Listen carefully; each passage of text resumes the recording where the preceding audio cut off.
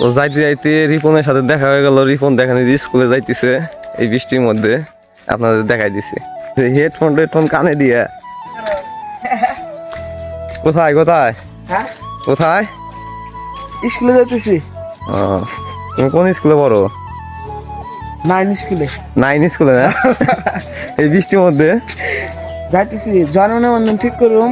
হ্যাঁ এরা আর কত নাম্বার নিয়ে। আচ্ছা যাও, আমি বাজারে গেছিলাম কারেন্ট বিল দেওয়ার জন্য। ঠিক আছে, সবাইকে জানাই শুভ সকাল।